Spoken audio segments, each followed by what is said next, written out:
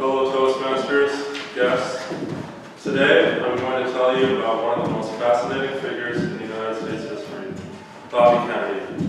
He's fascinating to me, not just for what he accomplished, but for how unusual his life and the circumstances surrounding his life were. Robert Kennedy, or Bobby, came from quite the famous family. I'm sure most of you have heard of his older brother, John F. Kennedy. Bobby knew him as Jack, so I'll refer to him interchangeably as Jack or JFK.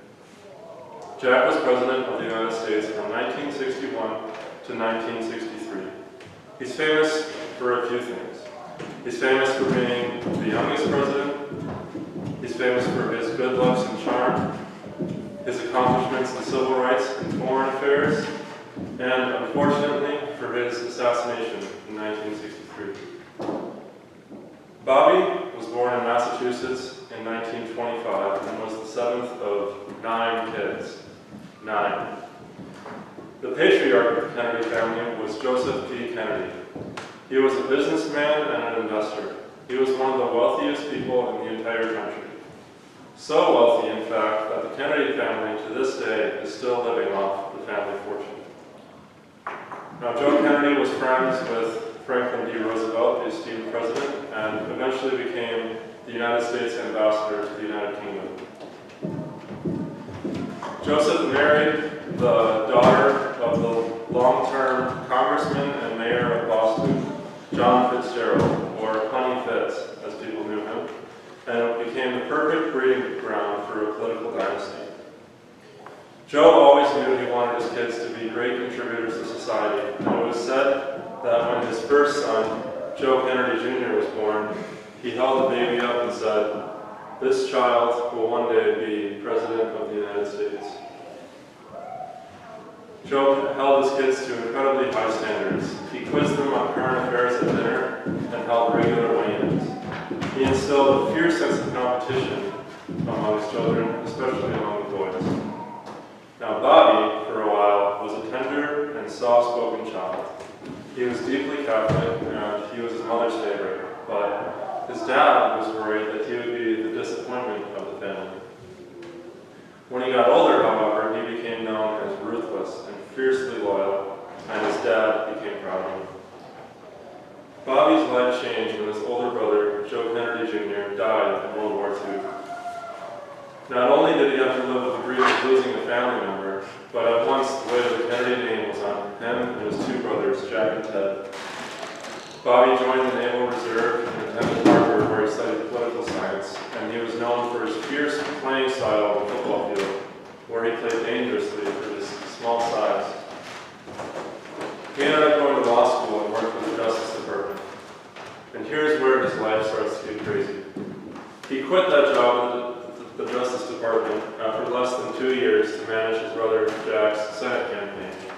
With no previous political experience, he ran the campaign completely by himself, and they were able to take out the popular Republican incumbent in Massachusetts.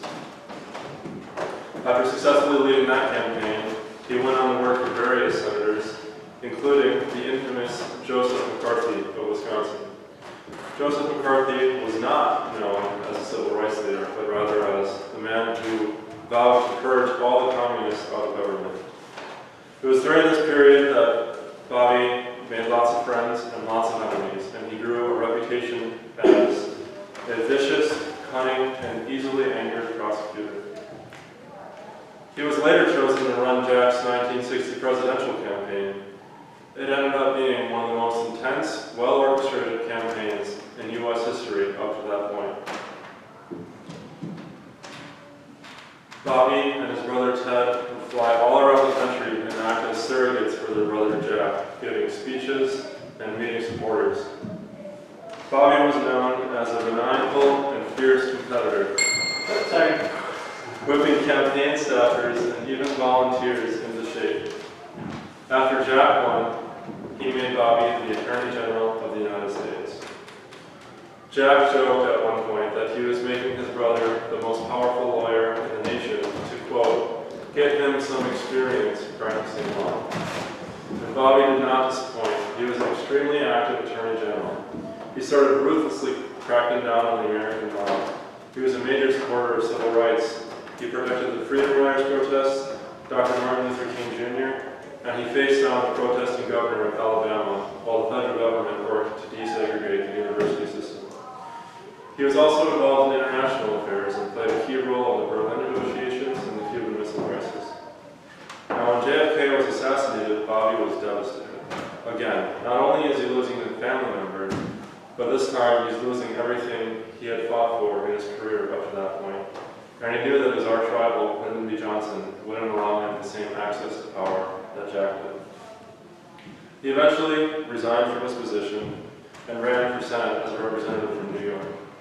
Meanwhile, his family was worried that he would never escape the depression that he was in. He eventually got better, and he won that Senate race, and his career and his legacy really took off. For 3 years, he fought tirelessly for workers' rights, civil rights, and to end the Vietnam War. He marched with peasant workers in California.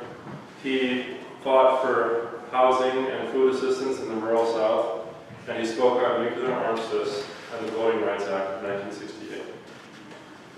He ran for president in 1968 as an anti-war candidate, and after winning the California primary on June 5, 1968, he was shot in a hotel kitchen in Los Angeles, and he died later that night.